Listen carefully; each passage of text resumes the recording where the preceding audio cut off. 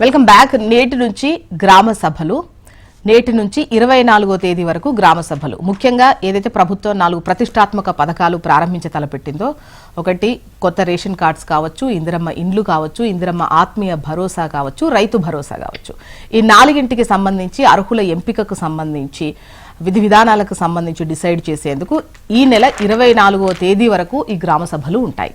అయితే ఎవరికి ration card ఇవ్వాల్సినటువంటి అవసరం ఉంది, ఎవరికి ఇందిరమ్మ ఇండ్లు రావాలి, రైతు ఆత్మీయ భరోసా, ఇందిరమ్మ ఆత్మీయ భరోసా ఎవరికి దక్కాలి, రైతు భరోసా ఎవరికి ఇవ్వాలి అన్న దానిపై ఇంకా స్టిల్ చర్చలు నడుస్తూనే ఉన్నాయి. మాట్లాడదాం, మనం కూడా డిస్కస్ చేద్దాం. అయితే ప్రజలు కూడా మాట్లాడేటువంటి అవకాశం ఈ వేదికపై ఉంది. సో దయచేసి ప్రజలే కాల్ చేయండి, పార్టీలకు సంబంధించినటువంటి కార్యకర్తలు అయితే కాదు. ఇది ఏ విధంగానూ రాజకీయం చేసేటువంటి ఉద్దేశం లేనటువంటి ప్రోగ్రాం. సో ప్రజలు ఎవరైతే ఇందిరమ్మ ఇల్లు ఎక్స్పెక్ట్ చేస్తున్న వాళ్ళు, రైతు భరోసా ఎక్స్పెక్ట్ చేస్తున్నటువంటి వాళ్ళు, కొత్త రేషన్ కావాలి అనుకుంటున్నటువంటి వాళ్ళు కాల్ చేసి మాట్లాడొచ్చు, మీ అభిప్రాయాన్ని చెప్పొచ్చు. మీకు ఎందుకు రావట్లేదు అన్నటువంటి అనుమానాన్ని, సందేహాన్ని కూడా మీరు వెలుబుచ్చేటువంటి అవకాశం ఉంటుంది.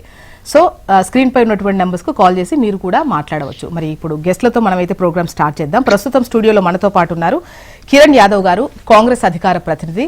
నమస్తే అండి, welcome to the debate. Doctor Dudimetla Balaraju గారు, బీఆర్ఎస్ సీనియర్ నాయకులు.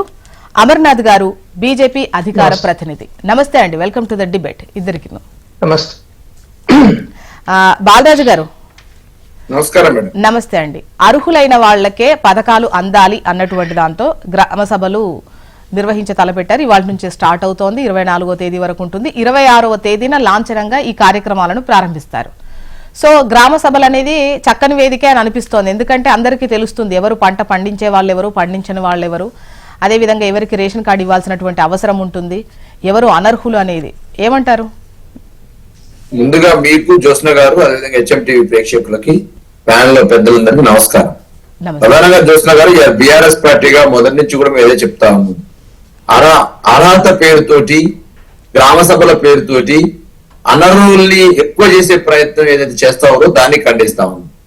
గతంలో వీరు ఎలక్షన్ సమయంలో కాంగ్రెస్ పార్టీ అధికారంలోకి రాకముందు ఎలక్షన్ మేనిఫెస్టోలో పెట్టింది ఏంది, ఈ రోజు వీళ్ళు అవలంబిస్తుంది అనేది ప్రధాన ప్రశ్న బీఆర్ఎస్ నుంచి వేస్తా ఉంది.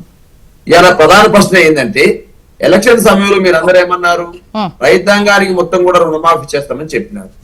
రైతాంగం అంటే టోటల్ గా ఎవరైతే 2 లక్షలు తీసుకున్న, 2 లక్షలు తీసుకున్న వాళ్ళు ఉన్నారో వాళ్ళందరూ రుణమాఫీ అన్నారు. దాన్ని ఏం చేశారు, స్లాబ్ వైజ్ గా చేశారు. అనేక రకాల ఎలక్షన్ ప్రచారంలో, పార్లమెంట్ ఎలక్షన్ ప్రచారంలో కావచ్చు, మిగతా ప్రచారంలో అనేక మంది దేవుళ్ళ మీద ఒట్టేశారు, డేట్లు మార్చారు. డిసెంబర్ 9 మొదటి ప్రకటన చేశారు, తర్వాత మార్చి అన్నారు, తదనంతరం ఆగస్టు 15 దాకా వచ్చింది. అప్పటికి కూడా ఈ రోజు ఇక్కడ 13 నెలలు అవుతా ఉంది, ఇంతవరకు రైతు రుణమాఫీ అనేది సంపూర్ణంగా కాలేదని చెప్పేసి, అలా రైతు కాలర్స్ ఏదైతే మీరు గతంలో నేను టీవీ చర్చలో పాల్గొన్నప్పుడు ఏదైతే జోగులాంబ గద్వాల జిల్లా నుంచి ఒక కాల్ వచ్చింది, నాగర్కర్నూలు నుంచి వచ్చింది, అదే విధంగా ఆందోళన నుంచి వచ్చింది. ఆందోళన చేసిన కార్యకర్త అయితే కాంగ్రెస్ పార్టీ సంబంధించినటువంటి పార్టీకి ఓటేశారని చెప్పడం జరిగింది అతను టెలికాల్. ఈ విధంగా రైతు రుణమాఫీ మీద చాలా ఆందోళన వ్యక్తం చేస్తా ఉన్నారు మేడం. అది కూడా ఏంటంటే 2 లక్షల రుణమాఫీ అని చెప్పినారు, స్లాబుల్ వైజ్ చేశారు అనేది ఒక అంశం అయితే, బ్యాంకు కొర్రీల పేరుతోటి, అంటే ఆధార్ కార్డు లింక్ పేరుతోటి, ఫ్యామిలీ రేషన్ కార్డు లింక్ పేరుతోటి, ఫ్యామిలీకి ఒకటే అని చెప్పేసి, ఎలక్షన్ సమయంలో ప్రతి రైతుకు రుణమాఫీ అని చెప్పి, ఎలక్షన్ దాటిన తర్వాతకి కుటుంబాన్ని, ఆధార్ కార్డ్ ని, ఇన్కమ్ ట్యాక్స్ ని, అదే విధంగా ఫ్యామిలీ. అంటే బాలరాజు గారు, ఇప్పుడు కొత్త రేషన్ కార్డు ఇద్దాం అనుకుంటున్నారు, గ్రామ సభ ద్వారా ఎంపిక చేస్తున్నారు, దాన్ని బట్టి క్లియర్ గా తెలుస్తుంది కదా వాళ్ళు అర్హులా కాదా అన్నది. ఇప్పుడు దేనికైనా ఒక ప్రామాణికంగా ఇవ్వడము, అందరికి ఇచ్చేస్తారా? అర్హత ఉన్నా లేకపోయినా అందరికి ఇస్తామంటే ఇచ్చేస్తారా? నేనేమంటున్నంటే, అందరికి ఎవరు ఇవ్వని అడగట్లేదు మేడం. వీరు 1,25,00,000 దరఖాస్తుల్ని ప్రజాపాలన పేరుతో దరఖాస్తులు తీసుకున్నారు. వాస్తవమే కదా? ఎప్పుడు తీసుకున్నారు? డిసెంబర్ 28 నుంచి జనవరి 15, 13, 10 వరకు 8 వరకు తీసుకున్నారు. తీసుకున్నప్పుడు 1,25,00,000 వచ్చింది.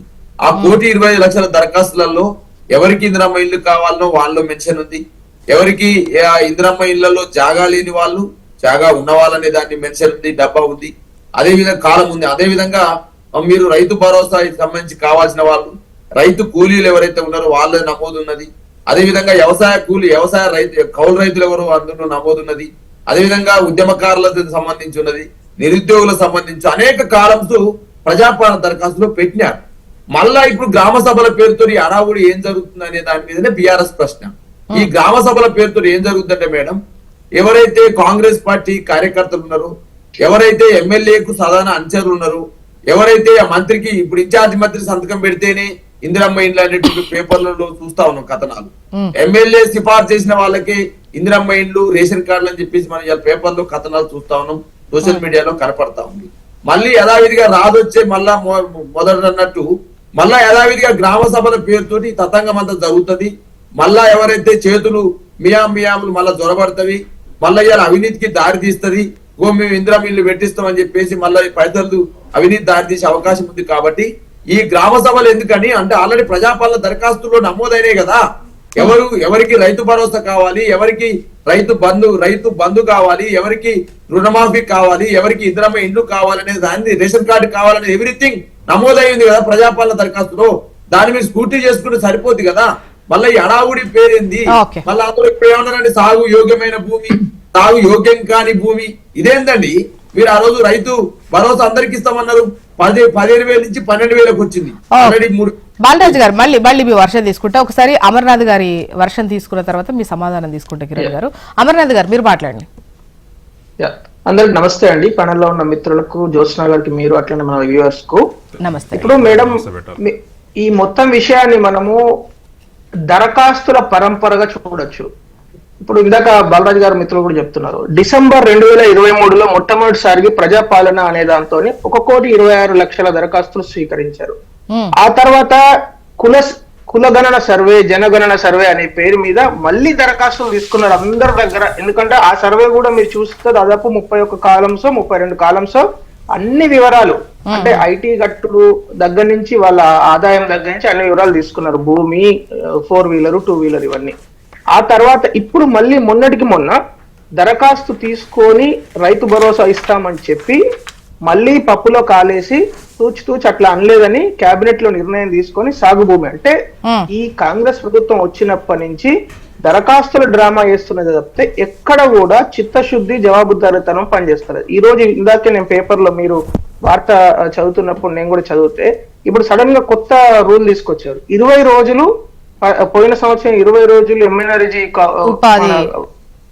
ఎవరైతే దానిలో పార్టిసిపేట్ చేశారో రైతు కూలీలు, మన కూలీలుగా ఉపాధి హామీ పనులు చేసి ఉండాలి 20 రోజులు. ఉపాధి హామీ పథకం కింద కూలీలుగా 20 రోజులు మినిమం చేస్తున్న వాళ్ళకే రైతు కూలీల కింద 12,000 రూపాయలు వస్తాయని కొత్త కండిషన్ పెట్టారు. అంటే నేను అనేది ఏంటంటే, మీరు అభయహస్తం మేనిఫెస్టో తీసుకొచ్చినప్పుడు కండిషన్స్ అప్లై అని ప్రతి దానికి, ఇప్పుడు రైతు రుణమాఫీ అన్నారండి, రైతు రుణమాఫీ కండిషన్స్ అప్లై, ఆ తర్వాత రైతు భరోసా కండిషన్స్ అప్లై, ప్రతి దానికి రైతు కూలీలకు 12,000 కండిషన్స్ అప్లై. అంటే మొత్తం అభయహస్తం రాసి మీరు మేనిఫెస్టోతోని ప్రజల వద్దకు వెళ్ళినప్పుడు కండిషన్స్ అప్లై అని చెప్పుంటే బాగుండేది. అట్లా కాకుండా అప్పుడేమో పెద్ద పెద్ద హోర్డింగులు పెట్టి, మేడం మీరు నమ్మరు, సోనియా గాంధీ గారి సొంతంగా సంతకం పెట్టిన ఒక లెటరు మొత్తం తెలంగాణ ప్రజలకు పంచిరండి. అంటే దానిలో ఏం రాసి ఉందండి, 100 రోజులలో 6 గ్యారంటీలు 100కు 100% పూర్తి చేస్తాం అని గ్యారంటీలని రాసి గ్యారంటీ కార్డు కింద ఒక లెటరు మొత్తం ఇంటింటికి పంచడం జరిగింది. అది అబద్ధం కదా, ఈ రోజు ప్రూవ్ కాలేదా? కనీసం దానిలో 50% అది కాదు కదా, 10% కూడా ఇప్పటివరకు అమలు కాలేదు. రెండో విషయం ఏంటంటే, ఒక్క రైతు రుణమాఫీ కాదు మేడం, రైతులను అమర్నాథ్ గారు మళ్ళీ మీ వాయిసే తీసుకుంటా. ఒక కాలర్ ఉన్నారు, మాట్లాడిన తర్వాత మళ్ళీ మీదే తీసుకుంటాను. నల్లగొండ నుంచి వెంకటేష్ గారు ఉన్నారు. గుడ్ మార్నింగ్ అండి వెంకటేష్ గారు. నమస్తే. గుడ్ మార్నింగ్ మేడం, మాట్లాడండి. మీ ప్యానల్ ఉన్న అందరికి నమస్కారం అండి. నమస్తే. నమస్కారం మేడం, ప్యానల్ ఉన్న అందరికి నమస్కారం అండి. నమస్తే బ్రదర్. సార్ ఏం లేదు, మాకు ఓసీ స్కాలర్షిప్ చాలా ఇబ్బంది ఉంది మేడం. మా మార్చ్ రిజిస్ట్రేషన్ జరిగింది, ఇప్పటి వరకు దాన్ని అతి గతి ఏం లేకపోతే పోతుంది మేడం.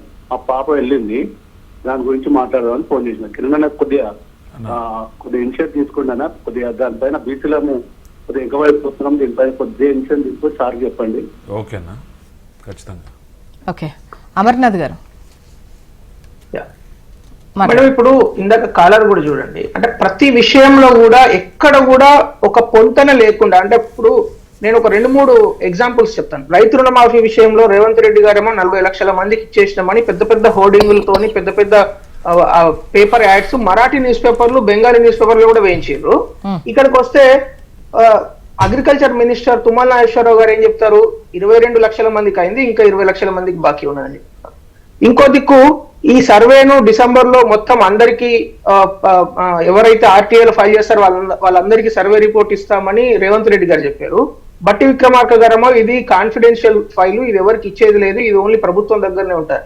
అంటే ఒక డిపార్ట్మెంట్ కు ఇంకో డిపార్ట్మెంట్ కు, ఒక మినిస్టర్ కు ఇంకో మినిస్టర్ కు పొంతన లేకుండా ఈ గవర్నమెంట్ వ్యవహారం నడుస్తున్నది. ఇప్పుడు మీరు చూడండి, సంక్షేమ శాఖ, విద్యాశాఖ వారి దగ్గరనే ఉంటాయి, ముఖ్యమంత్రి గారి దగ్గరనే, హోంశాఖ వారి దగ్గరే ఉంటుంది.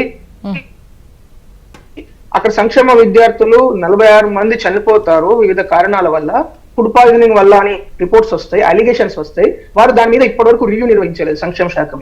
అంటే ఎందుకు ఇంత నిర్లక్ష్య వైఖరి, పొంతలేని తనం ఎందుకు జరుగుతున్నాయి? సంవత్సరం దాటిపోయింది. ఏదో ఫస్ట్ 1 month 2 months అంటే ఎవరైనా అర్థం చేసుకుంటారు. 1 year దాటిపోయింది. ఇంకొక చిన్న మాట చెప్పి నేను కంక్లూడ్ చేస్తాను మేడం. శ్వేతపత్రం విడుదల చేయడం అనేది ఈ గవర్నమెంట్ కు పరిపాటిగా మారిపోయింది కదా. గవర్నమెంట్ వచ్చిన ఫస్ట్ 1 month లోనే ఇరిగేషన్ మీద, అప్పుల మీద, అన్నిటి మీద శ్వేతపత్రం రిలీజ్ చేసింది కదా. భారతీయ జనతా పార్టీ డిమాండ్ ఏం చేస్తుందంటే రైతు ఆత్మహత్యల మీద, అట్లాగే తెలంగాణ ఆర్థిక శాఖ తీసుకున్న అప్పుల మీద, ఈ రెండింటి మీద కూడా సంవత్సరం దాటింది కదా, శ్వేతపత్రం రిలీజ్ చేసి నెక్స్ట్ ఇయర్ బడ్జెట్ ప్రవేశపెట్టండి అని భారతీయ జనతా పార్టీ డిమాండ్ చేస్తుంది కాంగ్రెస్ ప్రభుత్వం. ఓకే కిరణ్ గారు, ఎస్ మేడం. ఇప్పుడు ప్రజాపాలన దరఖాస్తులు తీసుకున్నారు, సర్వేలు చేశారు. Yes. ముందుగా చెప్పండి, అసలు ఈ సర్వే సక్సెస్ అయిందా? అంటే ఫుల్ డీటెయిల్స్ వచ్చాయా మీకు? డెఫినెట్గా 100% సక్సెస్ అయింది. అక్కడక్కడ కొన్ని టెక్నికల్ కారణాలు, లేదంటే కొంతమంది సరే ఇతర పార్టీలకు సంబంధించిన వాళ్ళు ఎవరు దానికి సహకరించలేదు. ఓకే, మేము ప్రభుత్వ పరంగా మేము ముందుకెళ్ళినాం. ప్రజలకు ఏం కావాలనో అది తీసుకోవడానికి మా సర్వే మేము చేసినాం. ఇంకొక విషయం, ఇప్పటిదాకా బాలరాజు గారు లేకపోతే అమర్నాథ్ ఆయన బీజేపీ నుంచి మాట్లాడిన వారు ఒకటి సర్వేలు, సభలు, దరఖాస్తులు ఇవన్నీ తీసుకురు అంటే ఒకటైతే స్పష్టంగా చెప్పగలుగుతాం. గడిచిన 10 సంవత్సరాల్లో ఎవరైతే టీఆర్ఎస్ పార్టీకి సంబంధించిన కార్యకర్తలు ఉన్నారో వాళ్ళకు తప్ప వేరే వాళ్ళకి ఎవ్వరికి కూడా ప్రభుత్వం నుంచి సంబంధించిన సబ్సిడీలు కానీ, ట్రాక్టర్ లోన్లు ఏదైతే ఉందో, లేకపోతే ఇంకే సబ్సిడీలు కానీ, లోన్స్ కానీ ఏది వచ్చినా టీఆర్ఎస్ సంబంధించిన ఆ ఊర్లో ఉన్న లీడర్లో లేకపోతే వాళ్ళ కింద ఉన్న వాళ్ళకు తప్ప ప్రజలకు ఎవ్వరికి చెందలేదు. మొత్తం దొంగలు దోచేసినట్టు పైన రాష్ట్రంలో అట్లే ఉన్నారు, కింద అట్లే ఉన్నారు. అట్లే పైన ఎట్లా చేసారో కింద అట్లా కూడా దోచుకున్న సందర్భాలు ఉన్నాయి. దాన్ని హరికట్టడానికి అంటున్నాయి. ఇవాళ ప్రభుత్వ ఖజానాని ఎంత పెద్ద బొక్కబెట్టి ఇవాళ 7 లక్షల కోట్ల అప్పు చేసిర్రో ఈ దొంగలు, వాళ్ళని హరికట్టడానికి, ఇంకోసారి అన్ని లక్షల కోట్ల అప్పు రాష్ట్రం మీద పడకుండా ఉండడానికి, లేకపోతే అర్హులైన ప్రజలకు సంక్షేమ పథకాలు అందించడానికి మేము ఇన్నిసార్లు స్క్రూటినీ చేయాల్సి వస్తుంది. దాన్ని వాళ్ళు అర్థం చేసుకోలేదు. ఎందుకంటే వార్ల మారిగా గతంలో రైతు బంధు పేరిట 20,000 కోట్ల రూపాయలు అదనంగా ఎవరికి పడతాలకి, గుట్టలకు, పెట్రోల్ బంకులకు, వెంచర్లకు ఇచ్చిన సందర్భాల్లో అలాంటి వాటిని రాష్ట్ర ఖజానా మీద బడ్డెని తగ్గించడానికి మేము ఇన్నిసార్లు స్క్రూటినీ చేస్తాం. వాళ్ళకి అది డైజెషన్ కాకపోతే మేమేం చేయాలి, అది మా ప్రాబ్లం కాదు. ఇంకోటి కూడా మేము డిసెంబర్లో ప్రజాపాలనలో అందరి దరఖాస్తులు తీసుకున్నాం. అంటే ఆ దరఖాస్తులో మేము చూసింది ఏంటంటే, మాకు తెలిసింది ఏంటంటే, ఎవడు పడతారు ఆయనకి అన్నీ ఉన్నా కూడా మాకు ఇందిరం ఇల్లు కావాలి, మాకు రైతు భరోసా కావాలి, లేదా వాళ్ళ ఇంట్లో ఉద్యోగస్తులు ఉన్నా కూడా మాకు పెన్షన్ కావాలి అని చాలా సందర్భాలుగా అప్లై చేసుకున్నది. వాళ్ళు ఇప్పుడు ఆల్రెడీ పక్కా ఇల్లు ఉన్నా కానీ మాకు ఇంకో ఇల్లు కావాలి. సో ఇలాంటి సందర్భాలు చాలా మంది ప్రజాపాలన దరఖాస్తులు అనగానే పెట్టుబడేద్దాం, చూద్దాం, గవర్నమెంట్ ఇస్తే లక్కీ వస్తే వాడుకుందాం, లేకపోతే లేదు. సో అట్లా చేస్తూ కూడా చాలా మంది దరఖాస్తుదారులు చేసుకున్న సందర్భం ఉంది. సో దాంతోపాటు ఏమైందంటే, నిజమైన దరఖాస్తుదారు ఎవరైతే నిజంగా ఇల్లు కూడా లేదో, భూమి కూడా లేదో వాళ్ళకి అన్యాయం జరుగుతున్న సందర్భాలు మీ సర్వేలో కానీ, వాళ్ళు గతంలో చేసుకున్న దరఖాస్తులో కానీ వెల్లడైంది. దాన్ని మేము స్క్రూటినైజ్ చేసి ఇవాళ నిజమైన ప్రతిసారి కూడా మా ముఖ్యమంత్రి గారు, మా నాయకులు అందరూ కూడా చెప్పేది ఒకటే, అర్హులైన పేదలందరికీ అని చెప్పినాం.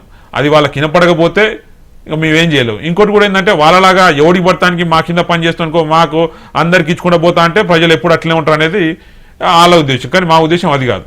నిజమైన పేదోనికి రావాలి, కనీసం 3 పూటలు తినేటోళ్ళకి, లేకపోతే బట్టలు లేనోనికి, లేకపోతే ఇంటి లేనోనికి, పూరి గుడిసెలు ఉండడానికి ఒక పక్క ఇల్లు రావాలనేది మా ఉద్దేశం. సో అలాంటి వాళ్ళే మెడల మీద మెడలు కట్టుకొని బిల్డింగ్ల మీద బిల్డింగ్ కట్టుకుంటే ఇక మా ప్రభుత్వం ఎందుకు, మేమెందుకు? సో అలాంటి పరిస్థితుల్లో ఇప్పుడు కూడా ఈ రోజు కూడా గ్రామ సభ పెడితే ఏంటంటే, గ్రామ సభలో అందరూ పార్టిసిపేట్ చేస్తారు.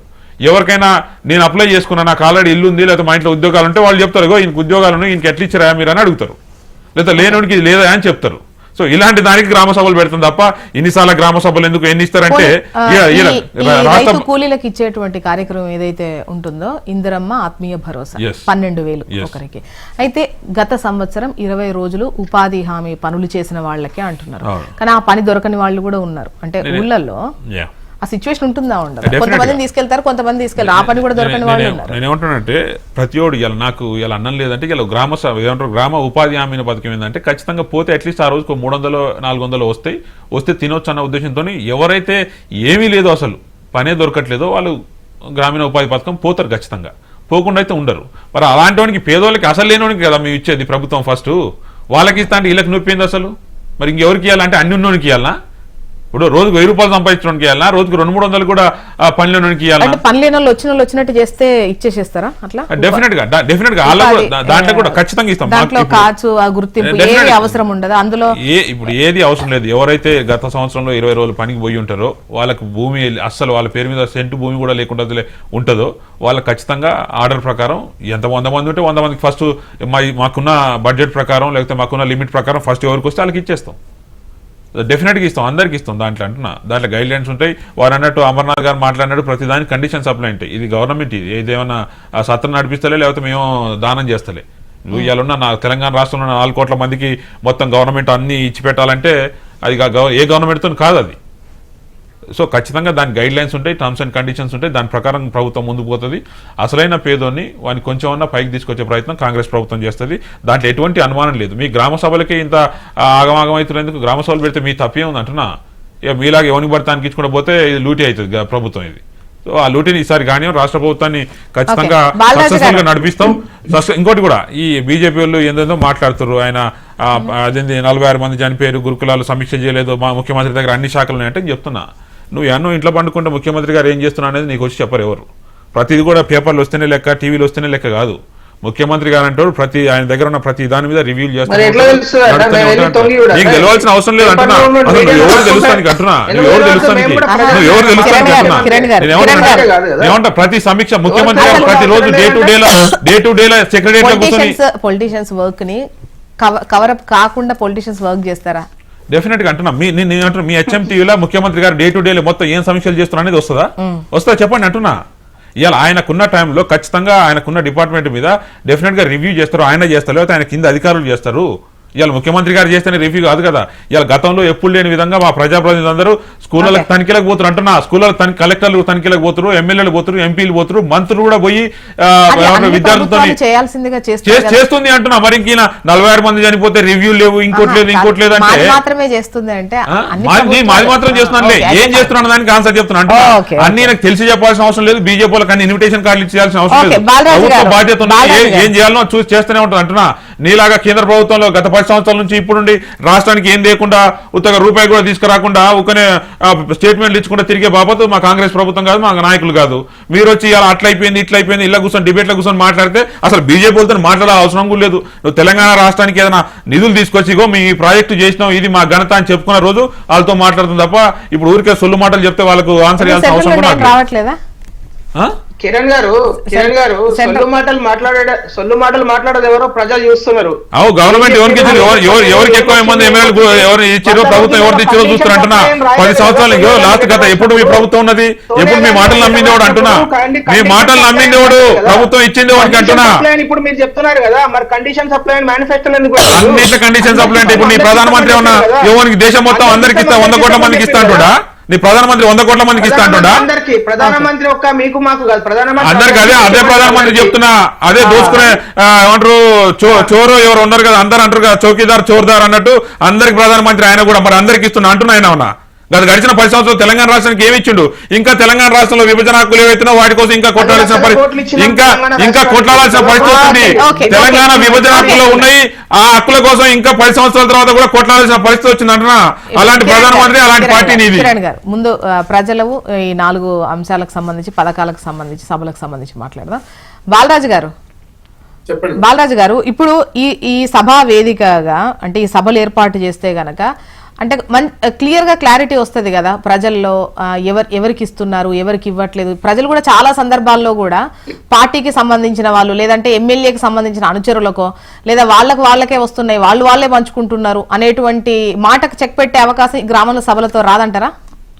నేనేమంటుంటే మేడం, దరఖాస్తుల పేరుతోటి దందా మొదలైతేనే వచ్చిన నష్టం అంటున్నా. నేను దరఖాస్తుల పేరుతోటి దగా చేస్తే వచ్చిందే మోసం అంటున్నాను.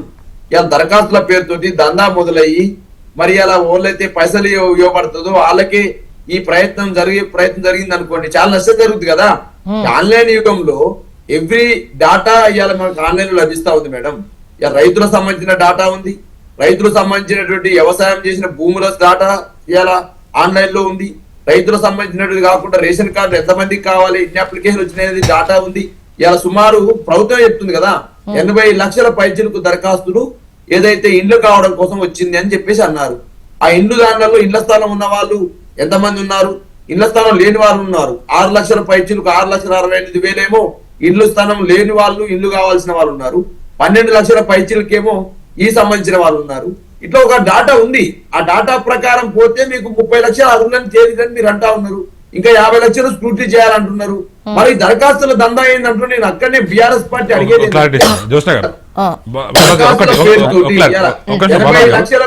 ఒకటి, మేము దరఖాస్తులు గతంలో ఎవరైతే చేసుకురో వాళ్ళు మళ్ళీ దరఖాస్తులు చేసుకోవాల్సిన అవసరం లేదు. గతంలో ఎవరైతే మిస్ అయ్యారో వాళ్ళ కోసం దరఖాస్తులు ఉన్నాయి. దరఖాస్తులు గతంలో దరఖాస్తు ఇచ్చిన వాళ్ళు ఆల్రెడీ కొన్ని లిస్టు రెడీ అయిపోయింది. ఆ లిస్ట్ లో పేరు లేకపోతే మళ్ళీ వచ్చి అప్లై చేసుకోండి అంటున్నాం.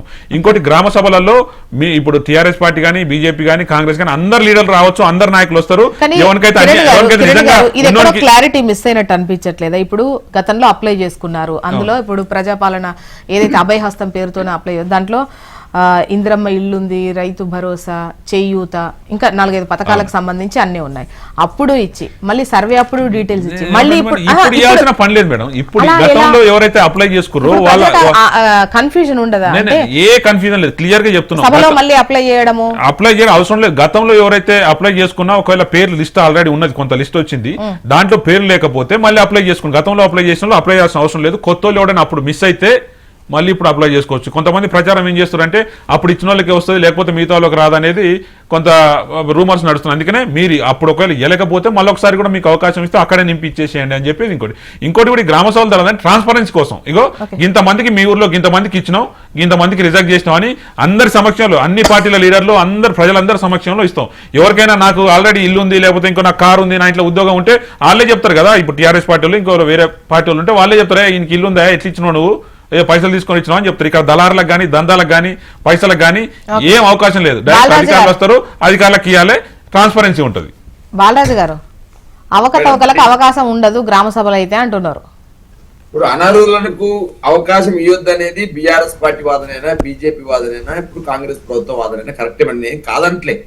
ఇవాళ జరుగుతున్నది ఏంటంటే దరఖాస్తుల పేరుతోటి ఇవాళ ప్రజలు మళ్ళీ ఇబ్బంది పడతా ఉన్నారు. ఇప్పుడు ఎరువుల కోసం లైన్ లో నిలబడుతున్న పరిస్థితి కనపడతా ఉంది, అదే విధంగా విత్తనాల కోసం లైన్ లో నిలబడుతున్న పరిస్థితి కనపడతా ఉంది. అదే విధంగా ఇలా దరఖాస్తుల పేరుతో మళ్ళీ లైన్ లో నిలబడి ఎవరైతే ఆ ఊర్లో ఉన్నటువంటి ఇలా ఇందిరమ్మ కమిటీలను వేసినారు, రైతు కమిటీలను వేసినారు, ఆ గ్రామాలకు సంబంధించినటువంటి అరువులకు ఇస్తారా, కాంగ్రెస్ పార్టీ ఏజెంట్ చెప్పిన వాళ్ళకి ఇస్తారా అనేది బాలరాజు గారు ప్రజలు అక్కడ అనర్హులైన వాళ్లకు ఇస్తున్నప్పుడు వాళ్ళు ఊరుకుంటారా? అసలు ఎందుకు ఇస్తున్నారు, మీరు పంచుకుంటున్నారా అని చెప్పేసి అన్నారా? హెచ్ఎంటీవీలో కూర్చున్నంత డిస్కషన్ జరగదు అక్కడ అంటున్నా నేను. ఇలా మీరు ఆన్లైన్ లో ఉంటే ట్రాన్స్పరెన్సీ ఉంటది కదా, ఆన్లైన్ లో ఉన్న దరఖాస్తులు తీసుకొని ఆన్లైన్ లో అర్హులు ఎవరో అనర్హులు ఎవరో తేల్చేసి వాళ్ళకి ఇచ్చేది సరిపోద్ది కదా. మళ్ళీ దరఖాస్తుల దందా అయిందంటే బీఆర్ఎస్ పార్టీ వాదన. ప్రధానంగా మీరు చెప్పేది ఒకటే మేడం, ఇలా ఏదైతే మీరు జాబ్ కార్డు పేరుతోటి, 20 రోజుల పని దినాల పేరుతోటి, ఇవాళ సెంటు భూమి పేరుతోటి అర్హుల్ని అనర్హులుగా చేసే ప్రయత్నమే కదా. రుణమాఫీలో చేసిరు ఆల్రెడీ, రుణమాఫీలో 30-40% కూడా ఇచ్చే ఈ రుణమాఫీ కాలేదు రైతులందరని చెప్పేసి వాళ్ళే మాట్లాడుతూ ఉన్నారు. ఈ సీఎం సొంత ఊర్లో కూడా కొండారెడ్డిపల్లిలో కూడా 60% రుణమాఫీ కాని పరిస్థితి ఉంది. ప్రజలే చెప్తున్నారు కదా, బయటకు వచ్చి టెలికాలర్ చెప్తా ఉన్నారు కదా, కాల్ చేసిన మన టీవీకి కాల్ చేసిన వాళ్ళు చెప్తున్నారు కదా. అంటే రుణమాఫీ పేరుతోటి అరువుల్ని అనర్హులుగా చేసే ప్రయత్నం జరుగుతా ఉందంటే నేను ఇలా ఇందిరమ్మ ఇంట్లో ఎంతమంది కావాలో ఆల్రెడీ చెప్పిరు. ప్రజాపాలనలో ఎంతమంది రుణమాఫీ అరువుల్లో మీరు లెక్క ఉంది కదా. బ్యాంకర్ సమావేశం చెప్పింది కదా, బ్యాంకర్ సమావేశంలో సుమారు 42 లక్షల మంది పైచిలకు రైతులు అన్నారు. 42 లక్షల పైచిలకు పోయి 22 లక్షలకు వచ్చిర్రు. అంటే 20 లక్షల మందికి ఎగనామం పెట్టిర్రు. మీరు 31,000 కోట్లు అన్నారు క్యాబినెట్ లో, బడ్జెట్ లోకి వస్తాకనే 26,000 కోట్లు అన్నారు. 26,000 కోట్లు కాస్త 21,000 కోట్లకు వచ్చింది. నేనేమంటే ఈ కండిషన్స్ పేరుతోటి అదే విధంగా ఈ అనర్హత ఏదైతే ఈ ఆధార్ కార్డు కావాలి, రేషన్ కార్డు తప్పుంది, ఆధార్ కార్డు తప్పుంది అని చెప్పేసి ఏదైతే ఈ లింకులు ఉన్నాయో ఈ లింకులు ఇబ్బంది పెడతా ఉన్నాయి. ఈ లింకుల పేరుతో ఏమైతుంది, అరే బాబు నీకు ఇవ్వాలి అంటారు కదా వీళ్ళు, గుట్టలకి ఇచ్చిర్రు, చెట్లకి ఇచ్చిర్రు, వాటికి ఇచ్చిర్రు, రియల్ ఎస్టేట్ భూములకి ఇచ్చిర్రు అంటారు కదా. ఇవాళ మీరు గ్రామ సభలలో పెట్టుకొని పైసలు ఇచ్చడానికి మళ్ళీ ఇది ఏం లేదు మా సాగు భూమి అన్నారు అనుకోండి, ఏం చేస్తామండి? ఇది ఇప్పుడు సాగు చేయాలి ఆ భూమిని, అక్కడ ఏది ఆల్రెడీ ఒక సీజన్ కు సాగు చేస్తారు, ఇంకో సీజన్ కు సాగు చేయరు. ఆ సాగు చేయని భూమి కూడా అధికారితో అక్కడ ఉన్న కాంగ్రెస్ పార్టీ కార్యకర్త ఇది సాగు చేస్తుందని చెప్పేసి రాపించారు అనుకో, అప్పుడు ఏమైతే మళ్ళీ కథ మళ్ళా మొదటికే వస్తుంది కదా. నేనేమంటున్నంటే ఇవన్నీ బీఆర్ఎస్ పార్టీ ఇవన్నీ గమనిస్తుంది, కింది స్థాయిలో చూసినాం మేమంతా. కింది స్థాయిలో రైతు కోసం రైతు ఆత్మహత్యల మీద ఒక కమిటీ వేసినాం. సింగరేణి నిరంజన్ రెడ్డి గారు మాజీ వ్యవసాయ శాఖ మంత్రి సమక్షంలో 9 మంది సభ్యులతోటి అమర్నాథ్ గారు పిల్లల మీద అండి ఎందుకు అడగకూడదండి? ఇలా కిరణ్ గారు మాట్లాడుతూ ఉన్నారు. పేద పిల్లలు, ఎస్సీ ఎస్టీ బీసీ మైనార్టీ వర్గాల పిల్లలు చదువుకునే హాస్టల్లో సుమారు 50 పైచిలకు విద్యార్థులు ఆత్మహత్యలు చేసుకుని బాలరాజు గారు మళ్ళీ మీ వర్షం తీసుకుంటా. అమర్నాథ్ గారు గ్రామ సభలు నిర్వహిస్తే పారదర్శకంగా ఉంటుంది, ఎవరేంటో తేలుతుంది అని ప్రభుత్వం, మరోవైపు లేదు గ్రామ సభలు వీటి ద్వారా అనర్హులను కూడా అంటే వాళ్ళకి సంబంధించిన వాళ్ళని ఎంపిక చేసుకునేటువంటి అవకాశం ఉంటుంది, ఆన్లైన్ లో ఉండాలని టిఆర్ఎస్. మీదేంటి వర్షన్? ఇప్పుడు జోష్న గారు ప్రభుత్వం దగ్గర పూర్తి వివరాలు ప్రతి వ్యక్తి యొక్క వివరాలు ఉన్నాయి మేడం. అదే పని ఇప్పుడు లాస్ట్ టైం మనం హెచ్ఎంటీవీలోనే ఇదే ఓపెన్ ఫోరం డిస్కషన్ లో మీకు దాదాపు 6-7 రైతులు ఫోన్ చేశారు. ఫోన్ చేసినప్పుడు రైతు భరోసా గురించి దరఖాస్తులు ఎందుకు అని Congress supporters, BRS supporters, BJP supporters అందరు రైతులు కూడా అదే మాట్లాడారా లేదా? మీరు కూడా విన్నారుగా జోష్న గారు. అలాంటిది ఇప్పుడు ప్రతిసారి దరఖాస్తు అనగానే రైతులకు ఒక రకమైన ఆందోళన ఉంటుంది, మళ్ళీ లైన్లు కట్టాలి, మళ్ళీ అధికారులు అంటేనే భయపడతారండి. గ్రామాల్లో సమస్య ఏంటంటే కిరణ్ గారు బ్రదర్ ప్లీజ్, సో ఇక్కడ ఎవరికైనా అది ఏ పార్టీ గవర్నమెంట్ అని ఉండని, రైతులు సామాన్య జనాలకు గవర్నమెంట్ ఆఫీస్కి వెళ్ళి మీరు పేపర్ ఇవ్వాలి అంటే ఒక రకమైన ఆందోళన ఉంటుంది. ఎందుకంటే అక్కడికి వెళ్తే న్యాయం జరుగుతుందో జరగదో అని 50% ఉంటుంది అక్కడ న్యాయం. ఎందుకంటే ప్రతిసారి అవినీతి ఇవన్నీ మనం చదువుతూనే ఉన్నాం. ఇప్పుడు అవినీతి లేదు అని ఎవరు చెప్పే పరిస్థితి లేదు. కానీ ఒక పాయింట్ ఏంటంటే మేడం, ప్రభుత్వం దగ్గర పూర్తి వివరాలు ఉన్నప్పుడు, ప్రభుత్వం దగ్గర పూర్తి వివరాలు డిజిటైజ్డ్ ఫార్మర్ లో ఉన్నప్పుడు మళ్ళీ ఎందుకు దరఖాస్తులు అవసరం? మీరు ఒక లిస్ట్ ప్రిపేర్ చేయండి, లిస్ట్ ప్రిపేర్ చేసి ఆ లిస్ట్ పబ్లిష్ చేయండి, ఆన్లైన్ లో పబ్లిష్ చేయండి, ఎవరైనా చూడొచ్చు. వారి పేర్లు మాత్రమే, వాళ్ళు వివరాలు ఇవ్వకండి, ఓన్లీ పేర్లే ఇవ్వండి. పూర్తి పేరు ఇచ్చేసి అందులో లేని వాళ్ళు ఈ ఆన్లైన్ లో పలానా లింక్ లో. మేడం ఎంత అన్యాయంగా ఉంటుందంటే, వీళ్ళు ప్రజాపాలన విభాగం అనే ఏదైతే డిసెంబర్ 2023లో స్టార్ట్ చేశారో ఆ వెబ్సైట్ కూడా ఓపెన్ కాదు మేడం. ఆ వెబ్సైట్ ఓపెన్ పెడితే 2 కాలమ్స్ ఉంటే అంతే, ది ఎండ్ ద స్టోరీ. దాని స్టేటస్ తెలుసుకునే వ్యవస్థనే లేదు ఈ సంవత్సర కాలంలో. కావాలంటే మీరు ఇప్పుడైనా ఓపెన్ చేసి చూడొచ్చు. నేను అనేది ఏంటంటే, మీరు ఒక ట్రాన్స్పరెంట్ మోడల్ లో చేద్దాం అనుకున్నప్పుడు ట్రాన్స్పరెంట్ గా చేయండి. మళ్ళీ ట్రాన్స్పరెంట్ మోడల్ అని పైకి చెప్తూ లోపలికి వెళ్ళేసరికి కాంగ్రెస్ నాయకులు సంతకాలు కావాలి, కాంగ్రెస్ నాయకుల ఫోన్ వెళ్ళాలి అనే పరిస్థితి వచ్చింది అనుకోండి, ప్రజలకు అన్యాయం జరుగుతుంది. నిజమైన అర్హులకు ఇవ్వాలి అని ఒక సదుద్దేశంతో మీరు చేస్తున్నప్పుడు నిజమైన అర్హులను గుర్తించే కార్యక్రమంలో మీ దగ్గర ఉన్నది పూర్తి వివరాలు, మీ దగ్గర లేదు అని ఎట్లా ఒప్పుకుంటారు? ప్రభుత్వం దగ్గర, ప్రభుత్వం అంటే గోయింగ్ కన్సర్న్, ఇట్స్ నాట్ మీరు స్టార్ట్ కాగానే మీ ప్రభుత్వం వేరు ముందు ప్రభుత్వం వేరు కాదు. అందరి దగ్గర ఉన్న ప్రభుత్వము ఒకటే ప్రభుత్వము, అందరు అధికారులు వాళ్ళే ఉన్నారు, అన్ని డేటా వాళ్ళే ఉన్నారు, ప్రజలు వాళ్ళే ఉన్నారు, ఎవరు మారలేదు. ఓన్లీ ముఖ్యమంత్రి మంత్రులు. తర్వాత కిరణ్ గారి సమాధానం తీసుకుందాం, ఒక చిన్న బ్రేక్ తర్వాత ప్లీజ్. ఒకటే విషయం కిరణ్ గారు ఇంకొక విషయం మీద కొంచెం దయచేసి, ఇప్పుడు మీరు ఇందాక అన్నారు కదా సంక్షేమ శాఖలో 46 మంది చనిపోయారా అంటే ఆయన రివ్యూ చేస్తే మిత్రమా అది బయటకు కూడా చెప్తారు, ఇది జరిగింది, ఇందువల్ల పొరపాటు జరిగింది, ఈ విధంగా మేము యాక్షన్ తీసుకుంటున్నామని. ఓకే, ఒక చిన్న బ్రేక్ తర్వాత మన డిబేట్ ని కంటిన్యూ చేద్దాం. Take a break. Welcome back. Kiran గారు మేడం చెప్పండి. సో ఒకటి, వాళ్ళు పదే మళ్ళా ఈ ఏమంటారు టీఆర్ఎస్ వాళ్ళైనా బీజేపీ వాళ్ళైనా గతంలో డబుల్ బెడ్రూమ్ ఇల్లు అనేది వీళ్ళు కూడా దరఖాస్తులు అని పెట్టిరు, అది పెట్టిరు, ఇది పెట్టిరు, ఆన్లైన్లోనే వీళ్ళు చెప్పినట్టే ఆన్లైన్లో పెట్టిరు. ఇప్పుడు ఆన్లైన్లో పెట్టి ఎంతమందికి ఇచ్చిర్రు? ఆన్లైన్లో పెట్టిన తర్వాత వాళ్ళు ఇష్టం ఉన్న వాళ్ళకి డబుల్ బెడ్రూమ్లు ఇచ్చుకుంటా పోయిర్రు. ఎవరు అడిగిరు దాన్ని? ఏ ప్రజలు? అదే చెప్తున్నా, వీళ్ళు కూడా ఆన్లైన్ లో పెట్టిర్రు, డ్రా సిస్టమ్ పెట్టిర్రు. డ్రా సిస్టమ్ పెడితే మరి నిజంగా కూడా దాంట్లో నేను కూడా అప్లై చేసుకున్నా, మరి అందరికి వచ్చింది, దాంట్లో ఆయనకి అరువుడా అని ఎటు తెలుస్తుంది? డ్రాలో వచ్చింది తీసుకుని ఇచ్చేసిర్రు. లేదంటే కొన్ని అనాఫీషియల్ కూడా ఇప్పుడు మరి వీళ్ళే అధికారులు టీఆర్ఎస్ నాయకులే మరి టీఆర్ఎస్ పార్టీ సంబంధించిన వాళ్ళకి ఇచ్చిర్రు. మరి ప్రజలు పోయి అడిగి వాళ్ళు ఏమన్నా ఆపిర్రు? అది ఆపలే కదా. గందరగోళం. కొన్ని డబుల్ బెడ్రూమ్లు అయితే మరి ఊర్లో మా మండలంలో కూడా కొన్ని డబుల్ బెడ్రూమ్లు కట్టించారు, అది ఇంతవరకు ఏనేయలేదు. అది కొన్ని టీఆర్ఎస్ పార్టీలకు వస్తే ప్రజలు పోయి ఆపిన సందర్భాలు ఉన్నాయి, అది అట్లే ఉన్నది ఆడ. ఆడ కూడా పంచాయతీ లేక గొడవలు అయినాయి కదా. ఇప్పుడు అలాంటి సిస్టమ్ అలాంటిది వద్దనే కదా మేము ఇట్లా పెట్టింది ట్రాన్స్పరెంట్గా. ఇంకోటి మా మంత్రి గారు తుమ్మల నాగేశ్వరరావు గారు ఇలా ఈనాడు పేపర్ గా అన్ని పేపర్లు ఇచ్చిండు. రైతు భరోసా అనేది అర్హులైన అందరికీ అందాలి, ఎవరు దరఖాస్తు చేసుకోవాల్సిన అవసరం లేదు. గ్రామ స్థాయిలో అగ్రికల్చర్ అధికారులు, రెవెన్యూ అధికారులు, గ్రామ పంచాయతీ అధికారులు సర్వే చేసి గ్రామ సభల్లో నివేదిస్తారు, ఈ పలాని భూములకు మీరు రైతు భరోసా ఇస్తున్నాం, పలాని దానికి ఇస్తలేము అని. నీకు అభ్యంతరాలు ఉంటే, నీకో ఇంకొకరికి అభ్యంతరాలు ఉంటే అక్కడే చెప్పాలి, వాళ్ళు దాన్ని రెక్టిఫై చేస్తారని.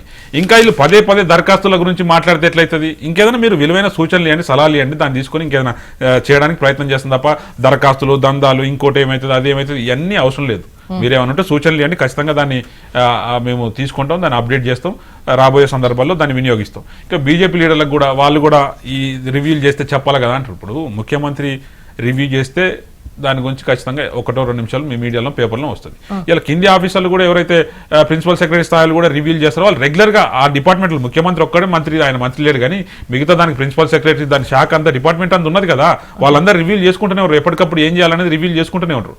ఇప్పుడు కూడా మొన్నటి మొట్ట ఇలా ఇంటర్ విద్యార్థులకు కూడా మధ్యాహ్నం భోజనం అమలు చేయాలనేది ఒకటి తీసుకొచ్చారు, అది వారికి తెలియదు. ఏం చేస్తారు అంటే ఏది చేయడానికి ప్రయత్నం చేస్తారు. గత ప్రభుత్వంలో కూడా చాలా మంది విద్యార్థులు చనిపోయిన పరిస్థితులు ఉన్నాయి, ఎక్కడో పాత బిల్డింగ్లు అక్కడిక్కడ నడిపించిన పరిస్థితులు, చనిపోయిన పరిస్థితులు, దాని అందరికీ దృష్టవశాత్తు చనిపోయారు. ఇప్పుడు అలాంటి సందర్భం రాకుండానే 2-3 సంఘటనలు జరగగానే మా ప్రభుత్వం అంతా అలర్ట్ అయినది, మంత్రులు, ఎమ్మెల్యేలు అందరు పోయి సమీక్షలు చేస్తున్నారు, ఎక్కడికక్కడ రివ్యూలు చేస్తున్నారు. అవసరం అయితే నిర్లక్ష్యంగా అధికారులు వ్యవహరిస్తే సస్పెండ్ చేసిన పరిస్థితులు ఉన్నాయి. సో ఇంకా ఏం చేయమంటారు? ఇంకా ఎప్పుడైనా ఏ ప్రభుత్వం అయినా విద్యార్థులకు మంచి చేయడానికి ప్రయత్నం చెప్ప, చనిపోయారు, మీరు ఏం చేస్తారు, ఏం చేస్తలేరు, సంవత్సరం అయింది, ఇంకా ఎన్ని రోజులు అంటే గత 10 సంవత్సరాలు మరి బీజేపీ లీడర్లు ఏం చేశారు అంటున్నా. నేను కూడా ఒక విషయం అడుగుతా, ఇట్లా మాట్లాడుతారు కదా, మీ నాయకులే, మీ రాష్ట్ర దేశ నాయకులే, ప్రధానమంత్రి, హోంమంత్రి వచ్చి కాళేశ్వరం ఏటీఎం లాగా మారిందని చెప్పిపోయిన పరిస్థితులు ఉన్నాయి. మరి ఇంతవరకు ఏం చేశారు? దానికి ఒక యాక్షన్ లేదందుకు. మా గవర్నమెంట్ వచ్చిన తర్వాత మేము జ్యుడిషియల్ కమిషన్ వేయించుకున్నాం, మీరు వేస్తారా అయ్యారా, దాని మీద ఖచ్చితంగా స్కామ్ జరిగింది, దాంట్లో చేయాల్సిందే అని. మరి మీరేం చేశారు అంటున్నా, మీరే ఈ 4 పథకాలకు సంబంధించి ఏవైతే దరఖాస్తులు వచ్చాయో సర్వే ద్వారా ఒక నివేదిక రూపొందించారో ఇదంతా కూడా ఇవాళ నుండి ప్రారంభమయ్యేటువంటి గ్రామ సభల ముందు, ప్రజల ముందు చదువుతారు. చదివిన తర్వాత అక్కడ వాళ్ళకి ఏమైనా అభ్యర్థనలున్నా, అభ్యంతరాలున్నా కూడా అక్కడ చెబితే సో దాన్ని కన్సిడర్ చేస్తారు అనేది అసలు ఈ గ్రామ సభల ఉద్దేశమే అది అని చెప్పేసి వాళ్ళు అంటున్నారు. ఓకే మేడం, ఇప్పుడు సంతోషం, ట్రాన్స్పరెన్సీగా కాంగ్రెస్ ప్రభుత్వం ఆ గ్రామ సభల ద్వారా అర్హులకి ఈ అవకాశం ఇస్తే చాలా సంతోషం. బీఆర్ఎస్ పార్టీ దాన్ని స్వాగతిస్తుంది. ఈ గ్రామ సభల ద్వారా వచ్చేటువంటి గందరగోళానికి దారి తీస్తే మాత్రమే బీఆర్ఎస్ పార్టీ వ్యతిరేకిస్తుంది. గందరగోళం ఏంది? గతంలో మీరు ఆన్లైన్ అప్లికేషన్ తీసుకొని ఇప్పుడు నా దూదిమెట పాలెం ఏదో పేరు కొట్టిరండి, పాలెం గ్రామంలో మాకు ఇల్లు ఉందా లేదా తెలిసిపోద్ది, నాకు ఏదుందో నా మీద ఆస్తి ఎంతో తెలిసిపోద్ది, ఎన్ని ఎకరాల భూమి ఉందో తెలిసిపోద్ది కదా. కాబట్టి ఇవన్నీ కూడా నేను ఏమంటే, ఇప్పుడు మీరు చేసే పనులు ఏదైతే ఉందో ఆన్లైన్ అప్లికేషన్ లో అన్ని సమగ్ర సమాచారం ఇచ్చిన మేము ప్రజాపాలన దరఖాస్తులో నా డాటా మొత్తం ఉంది, నా మీద ఎన్ని ఎకరాల భూమి ఉంది, ఎన్ని ఎకరాల సంబంధించిన పట్టా భూమి ఉన్నది, నాకు ఇల్లు ఉందా లేదా, నాకు ఏంది అనేది నా డాటా మొత్తం ఉన్న తర్వాతకి మళ్ళా గ్రామ సభలలో పేరు చదివించడం ఏంది? పేరు చదివిన తర్వాత ఊళ్ళలో అధికారం వెళ్ళి ఒకవేళ నేను చేసుకున్నట్టు మీరు నా అప్లికేషన్ వచ్చింది అనుకుంటారు ఆ సిస్టమ్ లా, మీరు అనలతో ఇంకో అప్లికేషన్ వాళ్ళకి ఇవ్వండి. కానీ ఇవన్నీ కాకుండా గ్రామ సభల పేరుతో గతంలో ఎట్లయితే జరిగిందో, కాంగ్రెస్ పార్టీ 2004 నుంచి 2014 వరకు ఎట్లయితే అధికారంలో ఉండి గ్రామ సభల పేరుతోటి, రైతు కమిటీల పేరుతోటి ఎట్లయితే దందా మొదలు పెట్టిందో మళ్ళా గదే దందా ఇక్కడ మొదలైంది అనేది బీఆర్ఎస్ పార్టీ వాదన. ఓకే, మీరు ట్రాన్స్పరెన్సీ గా చేస్తున్నారు అనుకోండి, మీకే మంచి పేరు వస్తుంది, దాంట్లో ఏం కాదండి. మేడం నేను అంటున్నాను, ఇవాళ రైతు భరోసా అంటున్నారు, యోగి ఇప్పుడు అప్లికేషన్ ఎందుకు పెరిగింది మేడం? అప్లికేషన్ లేదని తర్వాత మేము ఏదైతే బీఆర్ఎస్ పార్టీగా మిగతా ప్రతిపక్షాలుగా మీరు అడిగినప్పుడు అప్లికేషన్ సిస్టమ్ లేదని చెప్పినారు కదా ముఖ్యమంత్రి గారు. కానీ గతంలో ఏం జరిగింది మేడం? సాగుకు యోగ్యమైన భూమి, సాగుకు యోగ్యం కాని భూమి, పంట వేసిన భూమి, పంట వేయని భూమి, అంటే పంట వేయని ఒక పంట వానాకాలంలో ఎక్కువ సాగు డిసైడ్ చేశారు కదా, సాగుకు యోగ్యమైన భూమి అంటే మేడం వాళ్ళందరికీ రైతు భరోసా ఇస్తామని చెప్తున్నారు. పడవ పంట కాదు, సాగు చేసిన భూమి అన్నారండి. ఒక కాలంలో సాగు చేస్తారు, సాగుకు యోగ్యమైన భూమి అని క్లారిటీ ఇచ్చినట్టున్నారు కదా. లేదు, సాగు కాదు, యోగ్యమైన భూమి, యోగ్య కాని భూమి కాదు, సాగైన భూమి, సాగు కాని భూమి. సాగు కాని భూమి అంటే మేడం ఇప్పుడు కంది, పత్తి వేస్తారు, పెసర వేస్తారు, ఒక కార వేస్తారు, తర్వాత ఇప్పుడు ఖాళీ ఉంటది కాబట్టి అది సాగు చేయని భూమి అవుతుందా? ఈ విధంగా ఇవి ఏదైతే ఈ కొర్రీలు పెడతా ఉన్నారో దీనివల్ల నష్టం జరుగుతున్నాను. 20 రోజుల పండే ఇప్పుడు జాబ్ కార్డు ఉన్న వాళ్ళందరికీ మీరు రైతు ఇందిరమ్మ భరోసా, ఆత్మీయ భరోసా అన్నారు. ఇది ఇప్పుడు జాబ్ కార్డులో వదిలిపెట్టేసి ఇప్పుడు 20 గుంటల భూమి, 20 రోజుల మేడం దేశంలో దేశవ్యాప్తంగా ఏదైతే గ్రామీణ ఉపాధి పథకం ప్రారంభమైన తర్వాత కొన్ని రోజుల్లో 9 రూపాయల పడ్డోళ్ళు ఉన్నారు, కొన్ని రోజులు అసలు ఒక్కరోజు పనిదినం రాని వాళ్ళు కూడా ఉన్నారు. మరి ఇప్పుడు ఆ ఊర్లో ఒక్కరోజు పనిదినం రాని వాళ్ళు కూడా ఉన్నారు. మరి ఒక్కరోజు పనిదినం రాకపోతే వాళ్ళు జాబ్ కార్డు లేనట్ట, వాళ్ళు అర్హులు కానట్ట. ఈ క్వరీలే వద్దంటున్నాం మేము. మేడం పేపర్లు చదువుతలేము మనం. ఈ ఊర్లో ఎంతమంది ఉపాధి కూలీలు ఉన్నారు, ఎంతమంది పేదలు ఉన్నారు, ఆ పేదల కూలీ దొరుకుతుందా లేదా, ఎన్ని రోజులు పని దినాలు దొరుకుతాయి చూస్తలేము మనం. ఒక 9 రోజులే, ఒక 8 రోజులే దొరుకుతున్నాయి. మేడే ఆ 9 రోజులు చేసిన వాళ్ళు పేదోళ్ళు కాదా మేడం? దాని అర్హత ఎట్లా చేస్తారు, దాని అనర్హతగా ఎట్లా చేస్తారు మీరు? ఇవి మేము ఎలిగేషన్స్ చేస్తున్నాం, మీ సూచన చేస్తా ఉన్నాం, ఇటు మాట్లాడుతున్నాం.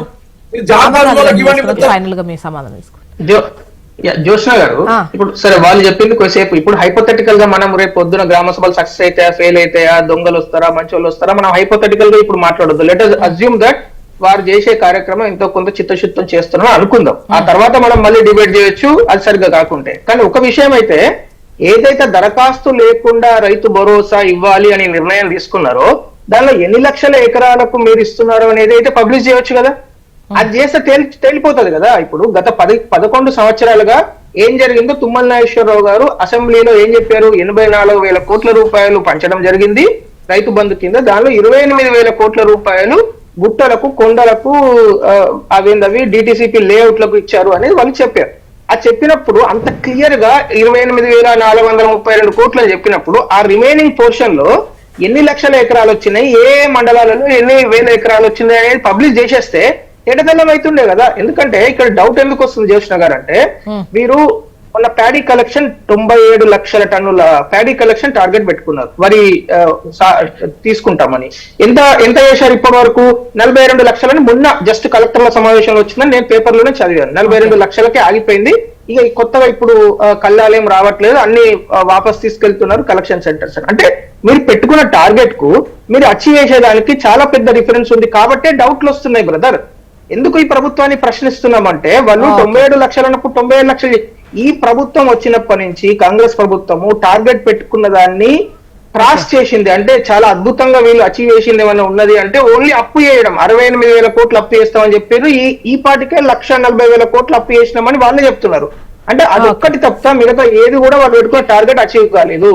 ఇప్పుడు మన ప్రశ్న ఏంటంటే, మేము ప్రశ్నించేది ఏంటంటే, రైతు భరోసా ఎన్ని లక్షల ఎకరాలకు ఏ మండలము ఏ జిల్లాలో ఎన్నో మీరు పబ్లిష్ చేశారనుకోండి పబ్లిక్ డొమైన్ లో, మాకు అర్థమైపోతుంది మీరు కరెక్ట్ చేస్తున్నారు తప్పు చేస్తున్నారు. ఎందుకంటే ఆల్రెడీ వ్యవసాయ శాఖ దగ్గర గత 10 సంవత్సరాల నుంచి తెలంగాణలో 1,20,00,000 ఎకరాలు ఒక పంటలో 2 పంటలో సాగు జరుగుతున్నది.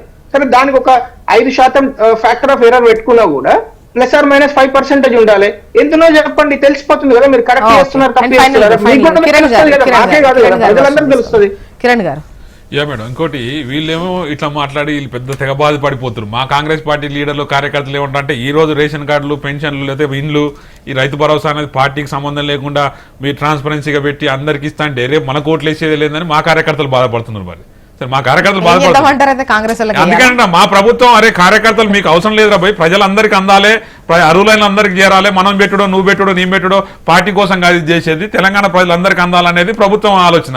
కానీ కింది స్థాయిలో కార్యకర్తలు ఏం ఆలోచిస్తారు, అరే మనకు పార్టీ ఓటు రావాలంటే మనం చెప్తే ఇస్తే బాగుంటది కదా అనేది వాళ్ళ బాధ. కానీ మేము అది కూడా పట్టించుకోవట్లే కదా. పార్టీ సంఘం తర్వాత ఫస్ట్ ప్రజలకు అందాలి, దాని ట్రాన్స్పరెన్సీ ఉండాలి, గ్రామ సభలు పెట్టాలి, ఎవడు కొందో లేదో అనేది ఆన్నే తేలిపోతా అనేది మా ఉద్దేశం. ఇంకోసారి మళ్ళీ కూడా ఒకసారి ప్రజలకు క్లియర్ చేస్తున్నా, రైతు భరోసా కూడా 20 రోజుల పని 9 రోజులు చేశారంటే ఖచ్చితంగా రైతు భరోసా అనేది ఉపాధి హామీ పథకంలో డెఫినెట్ గా 20 రోజుల పని ఇందిరమ్మ ఆత్మీయ భరోసా కోసం ఉపాధి హామీ పథకంలో ఖచ్చితంగా పోయి ఉంటారు. ఎవరు కూడా పోకుండా ఉండడానికి సమస్య లేదు. ఎందుకంటే ఏం పని లేనప్పుడు ఆ పనికి పోతారు, డెఫినెట్ గా పోతారు. సో వాళ్ళకి ఖచ్చితంగా మేము ఇవ్వాలనుకుంటాం. ఎవరు 9 రోజులు పోయి 10 రోజులు పోయి ఎవ్వరు ఉండరు. ఖచ్చితంగా పనికి అనేది ఉపాధి హామీ పథకం ప్రతి ఒక్కరు పోయి ఉంటారు. సో లేని వాళ్ళు వారే క్లారిటీ. ఇంకోటి, రైతు భరోసా కోసం ఎవరు దరఖాస్తు చేసుకోవాల్సిన అవసరం లేదు. సాగు యోగ్యమా కాదా అనేది అంటే గతంలో వేసి ఇప్పుడు ఏకున్నా ఇస్తారు. అంటే మొత్తానికి మొత్తం గత కొన్ని 10 సంవత్సరాలుగా పడవబెట్టిన భూములకు ఇచ్చేది లేదు. ఒక సంవత్సరం చేసి ఇంకో సంవత్సరం చేయకపోతే నుంచి 24వ తేదీ వరకు ఈ గ్రామ సభలు ఉంటాయి. అయితే ఏదైతే ఎవరు అర్హులు కాదు అన్నటువంటి ఆ లిస్ట్ ఏదైతే ఉంటుందో గ్రామ సభ ముందు అంటే ప్రజల ముందు చదివి వినిపిస్తారు. సో ఆ గ్రామస్తులు వాళ్ళకు వస్తుందా లేదా, అర్హులా కాదా అని చెప్పేది అక్కడే తేలుస్తారు. దీంతో పారదర్శకంగా ఉంటుంది అని చెప్పేసి ప్రభుత్వం తరపున చెప్తున్నారు. మరి చూద్దాం ఎలా ఉంటుంది. అంటే ఒక సభ నిర్వహించిన తర్వాత మనకు అర్థమవుతుందేమో, ఇంతకుముందు అమర్నాథ్ గారు అన్నట్టు అది ఆ తర్వాత మళ్ళీ మాట్లాడుకునే అవకాశం ఉంటుంది అనిపిస్తోంది. థ్యాంక్ యూ సో మచ్ అండి డిస్కషన్ లో పాల్గొన్నందుకు. కిరణ్ యాదవ్ గారు, బాలరాజు గారు, అమర్నాథ్ గారు.